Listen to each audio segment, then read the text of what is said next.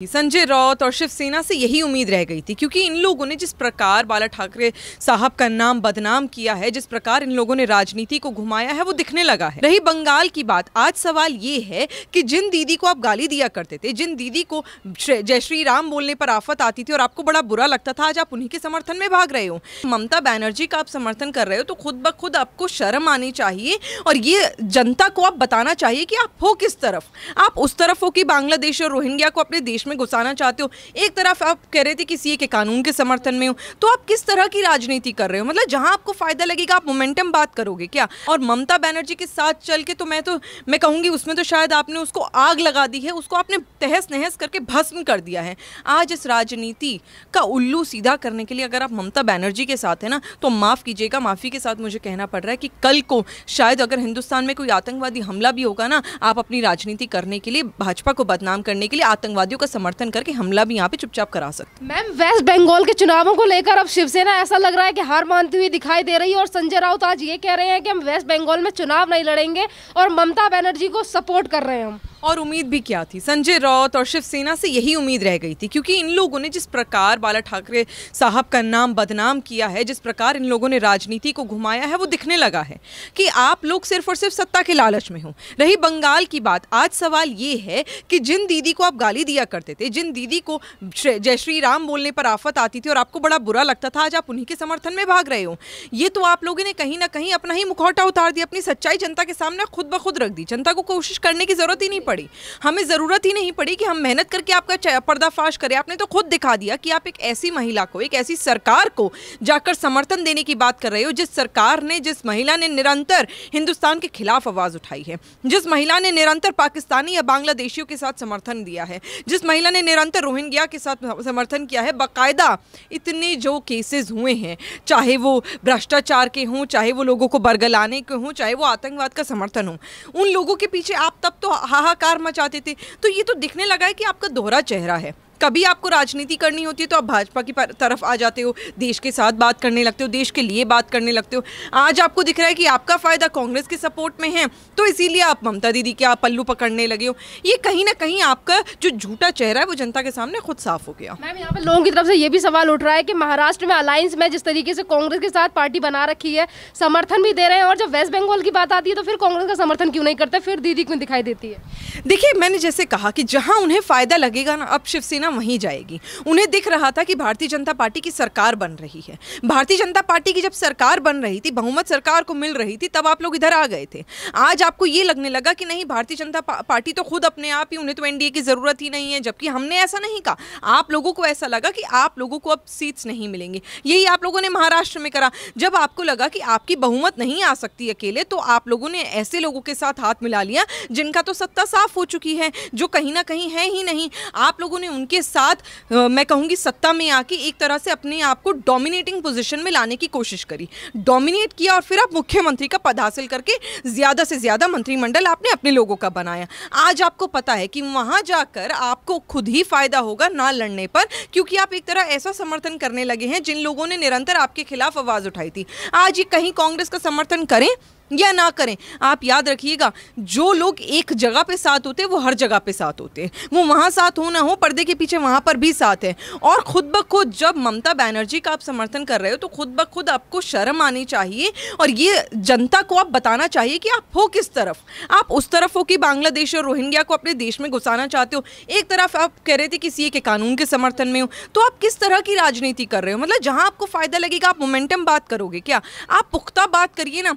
आप बताइए, या तो सीए के समर्थन में या खिलाफ है, क्योंकि ममता बनर्जी तो हर उस कानून के खिलाफ है जो हिंदुस्तान का फायदा करती है, और वो तो हर कानून का आप समर्थन करोगे अगर ममता बनर्जी। तो ये अब बड़ी ना खिचड़ी आप लोगों ने पका दी है, वो खिचड़ी को आप संजय राउत खुद साफ करें। मैम, ये भी बात है कि जिस तरीके से वेस्ट बंगाल में चुनाव आने वाले हैं, तो फिर चाहे वो किसान संगठन हो जो कि धरने पर बैठे हैं, वो भी ममता बनर्जी को सपोर्ट करने की बात कर रहा है, और इस तरफ से शिवसेना भी ममता बनर्जी को सपोर्ट करने के लिए सिर्फ और सिर्फ बीजेपी को हराने के लिए इतनी सारी चीजें क्यों की जा रही हैं? देखिए, मुझे लगता है किसानों को हम बदनाम कर देते हैं जब हम कहते हैं कि किसान की जो ऑर्गेनाइजेशंस है वो ममता बनर्जी को समर्थन देने वाली हैं। जैसा कि हम पहले भी कहते आए कि जितने लोग आज किसान आंदोलन में बैठे हुए हैं वो किसान नहीं हैं, किसान का भेष धारण करके बैठे हुए हैं। कांग्रेस के कार्यकर्ता हों, समाजवादी पार्टी के कार्यकर्ता हों, और अब तो मुझे लगता है शिवसेना के भी कार्यकर्ता। इन लोगों का एकजुट इस प्रकार बन रहा है क्योंकि इन्हें पता है कि एक ताकत को खत्म करने के लिए या उसके खिलाफ खड़े होने के लिए सारी ताकतों का मिल जाना बहुत जरूरी है। ये वही काम कर रहे हैं। अब आपको पता है कि जब भारतीय जनता पार्टी इस तरह स्थापित हो चुकी है, जनता इतना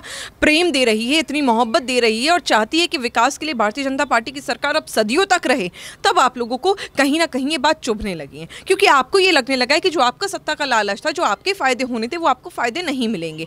जबकि हम लोग क्या सोचते हैं कि यहाँ पे सरकार की तरफ से जनता को फायदे मिलने चाहिए। आप सोचते हैं आपके बेटे को फ़ायदे मिले, आप सोचते हैं आपके भाई बंधुओं को फ़ायदे मिले, आप सोचते हैं आपको फ़ायदे मिले। जो आपने एक रीत चलाई थी, जो बाला साहेब ने अपने वक्त पर रीत चलाई थी ना कि हिंदुस्तान के लिए बात करनी है, देश परस्त होकर बात करनी है, वो आज आपने ख़त्म कर दी। उसको आपने अपने पैरों तले रौंद दिया है और ममता बनर्जी के साथ चल के तो मैं कहूँगी उसमें तो शायद आपने उसको आग लगा दी है, उसको आपने तहस नहस करके भस्म कर दिया है। आज इस राजनीति का उल्लू सीधा करने के लिए अगर आप ममता बनर्जी के साथ हैं ना, तो माफ़ कीजिएगा, माफ़ी के साथ मुझे कहना पड़ रहा है कि कल को शायद अगर हिंदुस्तान में कोई आतंकवादी हमला भी होगा ना, आप अपनी राजनीति करने के लिए, भाजपा को बदनाम करने के लिए आतंकवादियों का समर्थन करके हमला भी यहाँ पे चुपचाप करा सकते हो। राकेश टिकैत जिस तरीके के बयान दे रहे हैं उससे भी ये बात जायज़ है कि राकेश टिकैत भी ममता बनर्जी को जाकर सपोर्ट करेंगे वहां पर, और किसानों के समर्थन में जिस तरीके से वो बात कर रहे हैं कि हम वहां पे जाके पंचायत करेंगे, इस तरफ से शिवसेना भी इसी तरीके के बयान दे रही है। बात यह है कि जब इतने लोग सपोर्ट कर रहे हैं तो फिर ममता बनर्जी घबराई हुई सी क्यों नजर आती है, जो कि अभी आप हाल ही के दिनों की बात है जब बीजेपी के एक कार्यकर्ता की माँ को इतनी बुरी तरीके से मार दिया जाता। क्या वो बंगाल की बेटी नहीं थी? देखिए, बिल्कुल साफ सी बात है। आपने कहा राकेश टिकैत क्यों वहां पर समर्थन देंगे, मतलब दे रहे हैं और बाकी लोग, वो तो जाहिर सी बात है ना। राकेश टिकैत एक वो व्यक्ति है जिस दिन 26 जनवरी को संविधान लिखा गया, उस दिन आप लोगों ने देश के जवानों को, दिल्ली के जवानों को धक्का मारा और कुएं में गिरा दिया। आप वो लोग हैं जो भाला लेकर बाहर निकले और लोगों को मारने की कोशिश करी। आपने जनता के विश्वास को तोड़ा, तो जाहिर सी बात है आप ममता बनर्जी का समर्थन तो करोगे ही ना। आप लोगों ने तो निरंतर वही राजनीति करी और ममता बनर्जी अब सवाल का जवाब देना। इन्होंने, आप देखो, इतिहास गवाह रहा। ये कोई नई बात नहीं है कि एक माता जी को इतनी बुरी तरह मारा पीटा गया सिर्फ इसलिए क्योंकि उनका बेटा भारतीय जनता पार्टी का समर्थन या फिर कार्यकर्ता है। आपको शर्म नहीं आई, आपका दिल नहीं कांपा? ये कौन से बंगाल के लोग हैं जिनको आप सपोर्ट करते हैं? क्या ये रोहिंग्या और बांग्लादेशी हैं या फिर वाकई आप बंगाल की जनता का समर्थन करती हैं? बंगाल की जनता छोड़ो, जब नुसरत जहां के खिलाफ इतने फतवे जारी हुए थे तब आपने कुछ नहीं बोला था, तब आप आकर टीवी डिबेट्स में हम लोग भारतीय जनता पार्टी के प्रवक्ता लड़ रहे थे।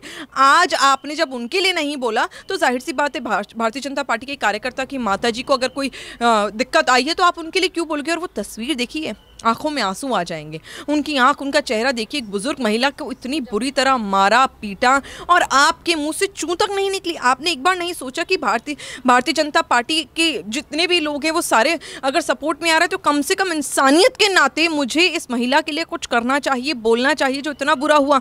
बंगाल को आपने बांग्लादेश बनाने की साजिश करी है और यही वजह, बंगाल में जितने लोग हैं सारे बांग्लादेशी और रोहिंग्या लोग, उन लोगों को आप सपोर्ट करना चाहते हो। यही वजह, वो जो स्कैम किया था ना आपने कि पैन कार्ड उन लोगों का बनवा के आप लोगों ने अपने वोट करवाए थे, वही आप करें, वरना बंगाल की जनता के लिए आपके दिल में कोई जगह नहीं है। मैम, अगर महाराष्ट्र की बात करें तो महाराष्ट्र की सरकार इस तरीके से कब तक चल पाएगी? जिस तरीके से कांग्रेस को लेकर भी बयानबाजी की जा रही है इनकी तरफ से और ममता बनर्जी को सपोर्ट किया जा रहा है, कांग्रेस के साथ कोई खड़ा नहीं है शिवसेना की तरफ से।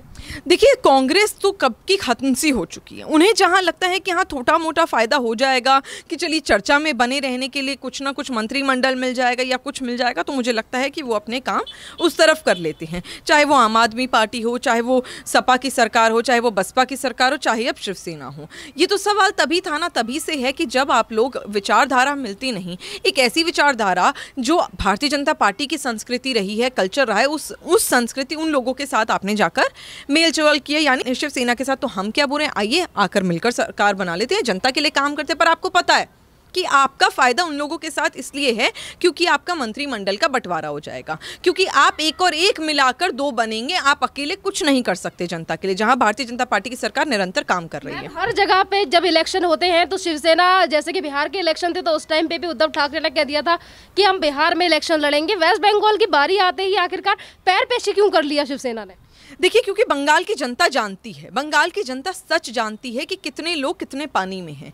शिवसेना ने कहीं ना कहीं महाराष्ट्र की जनता को देखिए कितने स्मार्टली बेवकूफ़ बनाया कि चुनाव लड़े भारतीय जनता पार्टी के साथ, गठबंधन में लड़े, और उसके बाद आपने जाकर अकेले वहां पर सरकार बना ली कांग्रेस और एनसीपी के साथ। अब आप यहां पर बंगाल में ये कर रहे हैं कि नहीं हम चुनाव लड़ेंगे, फिर नहीं लड़ेंगे, लड़ेंगे नहीं लड़ेंगे, क्योंकि आपको पता है कि बंगाल की जनता तो पहले ही जानती है कि जो आप भारतीय जनता पार्टी के साथ सरकार बनाते तो आपके लिए कोई फायदा था, क्योंकि आप सरकार उसी नीति के साथ आते। आज आपको पता है कि आपका कहीं अस्तित्व नहीं है। बिहार बंगाल छोड़िए, महाराष्ट्र जहां आपकी पार्टी जन्मी, जहां आपके पिताजी ने काम करा, वहां पर आपका अकेले अस्तित्व नहीं है। आज आप लोगों को किसी के आगे हाथ फैलाने पड़े, और उन लोगों के हाथ फैलाने पड़े उन लोगों के आगे जो लोग कहते थे भगवान श्री राम का अस्तित्व ही नहीं है। तो वही सवाल है ना कि थूक कर चाटने वाला काम हुआ है। और बंगाल की जनता समझदार है कि या तो अब शिवसेना भारतीय जनता पार्टी के साथ भारतीय जनता पार्टी की नीतियों पर, जो अपनी नीति हुआ करती थी इनकी, उस पर काम करें, नहीं तो कांग्रेस या अकेले इनका कोई अस्तित्व नहीं है। धन्यवाद मैम।